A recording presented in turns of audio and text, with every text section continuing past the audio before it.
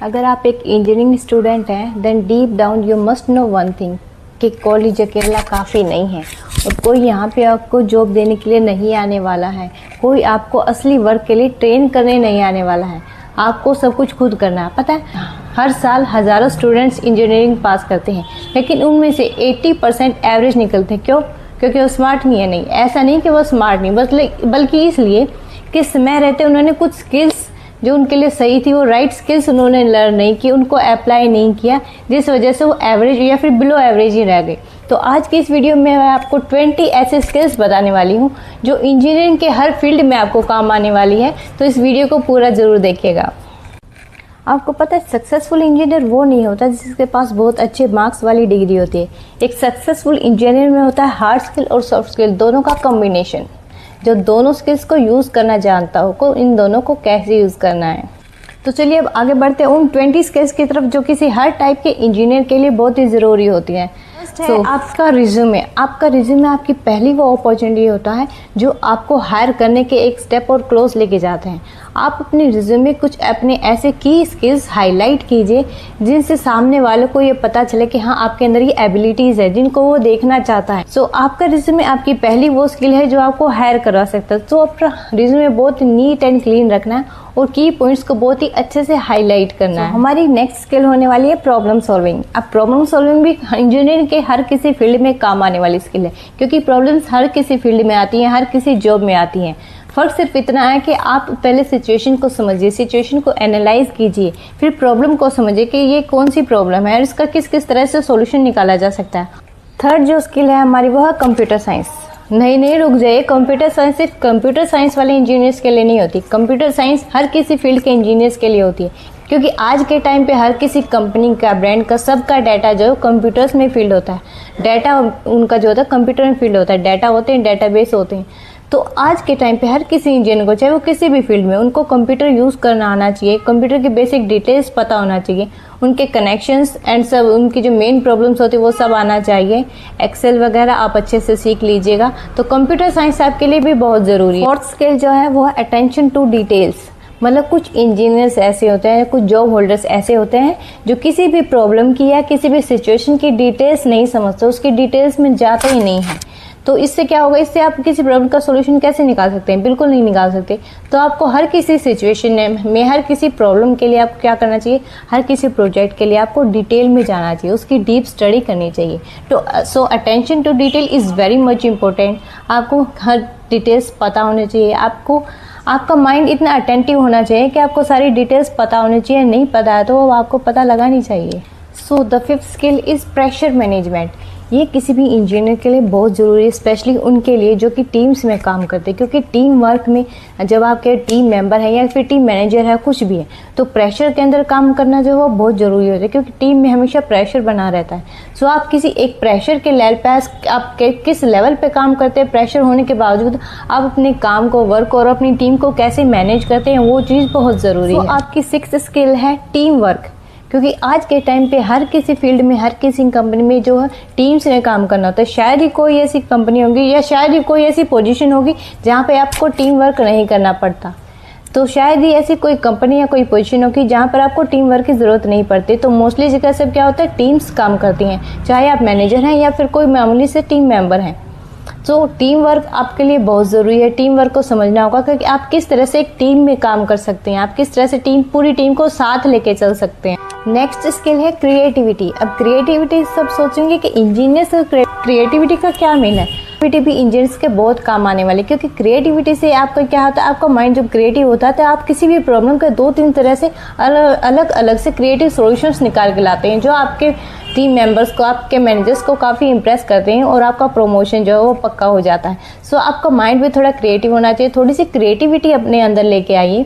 ये आपको काम आ सकता है किसी भी प्रोडक्ट बेस्ड कंपनी में, ताकि आप उसको डिज़ाइंस में किस तरह से वो क्रिएटिव तरीके से यूज़ कर सकते हैं।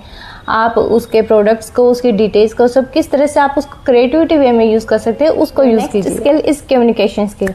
सो कम्युनिकेशन स्किल ये बहुत ही मुश्किल पार्ट होने वाला है इंजीनियर्स के लिए, क्योंकि इंजीनियर्स जो ज़्यादातर क्या करते हैं, अपने प्रोजेक्ट पे फोकस करते हैं, अपने वर्क पे फोकस करते हैं, अपने स्किल्स पे फोकस करते हैं, बट वो कम्युनिकेशन को कहीं ना कहीं पीछे छोड़ देते हैं, जिसकी वजह से अगर आप अपना काम, ये बताइए, अगर आपने कोई बहुत अच्छा प्रोजेक्ट बनाया बट आप उसकी डिटेल्स अच्छे से शेयर ही नहीं कर पाए, आपका कम्युनिकेशन लेवल ही इतना अच्छा नहीं है कि आप सामने वालों को अपना प्रोजेक्ट समझा सकें, अपने डिज़ाइन अच्छे से समझा सकें कि किस तरह से काम कर रहे हैं, कम्युनिकेशन इतनी अच्छी नहीं है, तो आप कहीं ना कहीं पीछे रह जाएंगे। तो आप अपनी कम्युनिकेशन स्किल को जरूर से जरूर सुधारिए। अब बात करते हैं मैनेजमेंट की। आपकी नेक्स्ट स्किल है मैनेजमेंट स्किल्स। अब मैनेजमेंट स्किल्स बहुत ज़रूरी हो जाते हैं अगर आप किसी मैनेजर के लेवल के लिए अप्लाई कर रहे हैं, या फिर आप किसी ऐसी पोजीशन के लिए अप्लाई कर रहे हैं जहां पर आपके अंडर एक टीम काम करने वाली है, जहां पर आपके अंदर एक या फिर दो से ज़्यादा टीम्स काम करने वाली हैं, तो वहां पर आपको मैनेजमेंट का पता होना बहुत ज़रूरी है कि आपकी मैनेजमेंट स्किल्स कैसी हैं। तो आप अपनी मैनेजमेंट स्किल्स को जरूर शार्प कीजिएगा ताकि आप अपने अंडर जो टीम्स हैं उनको अच्छे से मैनेज कर पाएँ। इसके बाद हम बात करते हैं प्रेजेंटेशन स्किल्स के बारे में। जी हाँ, किसी भी इंजीनियर के लिए प्रेजेंटेशन स्किल्स बेस्ट होना बहुत ही ज़्यादा ज़रूरी है, क्योंकि आप जो प्रोजेक्ट्स पे काम करते हैं, टीम्स के साथ काम करते हैं, तो आपको हर किसी स्टेप पे, हर किसी वे में आपको अपना काम, अपना डिज़ाइन जो वो प्रेजेंट करना पड़ता है, आपको अपनी फाइल्स प्रेजेंट करनी पड़ती हैं, तो आपकी प्रेजेंटेशन स्किल्स होना बहुत ज़रूरी है। और प्रेजेंटेशन स्किल्स में क्या आता है, कम्युनिकेशन, ये मैंने आपको पहले भी बताया, कम्युनिकेशन आपका बेस्ट होना चाहिए, आपकी पब्लिक स्पीकिंग बहुत अच्छी होनी चाहिए। सेकंड है डिज़ाइन, प्रेजेंटेशन आप बनाते हैं, आपका प्रेजेंटेशन डिज़ाइन लेवल बहुत अच्छा होना चाहिए। उस थर्ड है आपको चीज़ों को समझाना आना चाहिए। अगर आप अच्छे से समझा पाएंगे, आप अच्छे से प्रेजेंट कर पाएंगे, तभी तो सामने वाले आपसे खुश होंगे। Your next skill is leadership skills. अब लीडरशिप स्किल होना भी बहुत ज़रूरी है, क्योंकि मान लो अगर आप किसी भी छोटे लेवल से अप्लाई कर रहे हैं, वहाँ पे आपकी जॉब लग गई है, तो आप पूरी लाइफ टाइम तो उस लेवल पे नहीं रहने वाले ना। आप भी चाहते हो कि आप भी अपनी टीम के लीडर बनो, फिर उससे बड़े लीडर बनो, तो आपके अंदर लीडरशिप स्किल होना बहुत ज़रूरी है। और वो कैसे आती है, आपको अच्छे से अपनी टीम को लीड करना आना चाहिए। स्किल्स को थोड़ा शार्प कीजिए।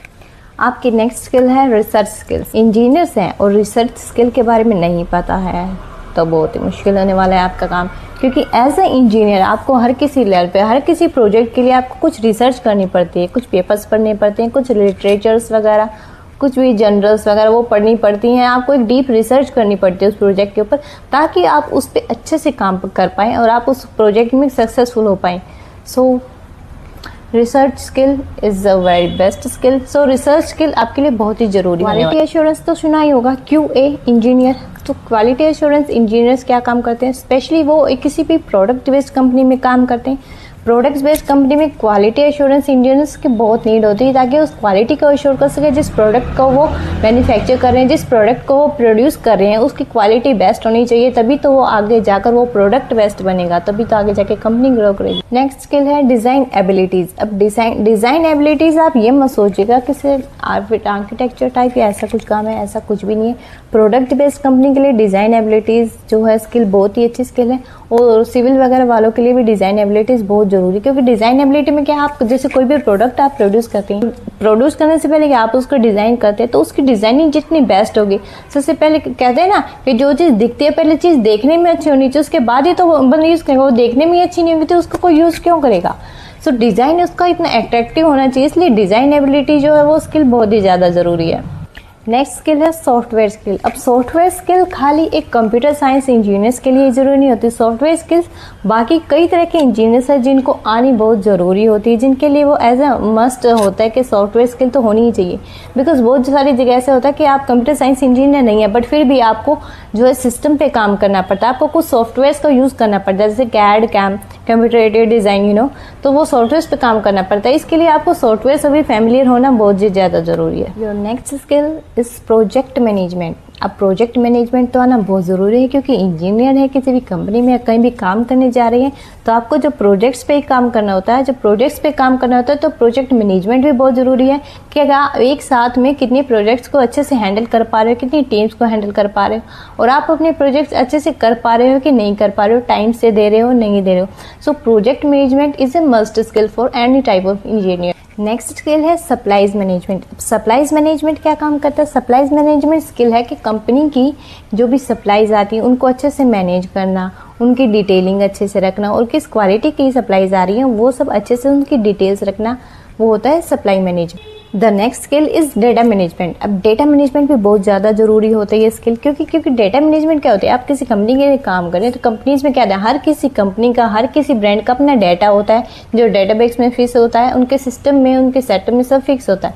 तो उस डेटा को मैनेज करना पड़ता है। उस डेटा को मैनेज करने के लिए भी डेटा मैनेजमेंट स्किल्स होनी चाहिए। The next skill is accounting skills. Accounting skills किसी भी इंजीनियर के लिए बहुत ही ज़्यादा ज़रूरी होती है, क्योंकि अकाउंटिंग स्किल से आप किसी कंपनीज़ के जो फंड्स वगैरह वो सब चीज़ें मैनेज करते हो, उसके डाटा को अच्छे से मैनेज करते हैं। अकाउंट्स मैनेज करना is a very tough task, but अगर आप एक्सेल का यूज़ करेंगे या ऐसे कुछ सॉफ्टवेयर्स का यूज़ करेंगे, वो आपको आना चाहिए उनका यूज़ करना। उससे क्या है, उससे अकाउंटिंग स्किल्स आपकी और अच्छी हो जाए। The last skill for today is system management. System management, जैसे कि आपको नाम से ही पता लग रहा होगा, सिस्टम, जो भी कोई एक सिस्टम होता है उसको मैनेज करना, सिस्टम मैनेजमेंट। यानी कि आपको अपनी टीम को मैनेज करना होता है, कंपनी को मैनेज करना होता है, या बहुत सारे टास्क ऐसे होते हैं, आप किसी ऐसी पोजीशन पे होते हैं कि वहाँ पर आपकी मैनेजमेंट स्किल्स काम आती है कि आप किसी भी सिस्टम को, किसी भी टीम को कैसे मैनेज कर रही हैं। सो आपकी सिस्टम मैनेजमेंट स्किल्स भी आपके अंदर होनी चाहिए। Please learn these skills. So आज के लिए मैंने जितने भी तरह के इंजीनियर्स हैं, हर टाइप के इंजीनियर के लिए जो जो भी स्किल नेसेसरी है वो सारी स्किल्स मैंने कवर कर ली हैं। But basically I am a computer science engineer. So computer science engineers के लिए भी तो कोई स्किल होनी चाहिए। सो उसके लिए मैं एक नेक्स्ट वीडियो बनाने वाली हूँ जो स्पेशली ऐसी स्किल्स के बारे में बात करने वाली हूँ जो सिर्फ और सिर्फ कंप्यूटर साइंस इंजीनियर्स के बहुत काम आने वाली हैं। इस चैनल को सब्सक्राइब कर लीजिए और अपने सभी उन इंजीनियर दोस्त के पास इस वीडियो को शेयर कर दीजिए जिनको इन स्किल्स की ज़रूरत है सीखने की, जिनको पता होना चाहिए इन स्किल्स के बारे में। Thank you.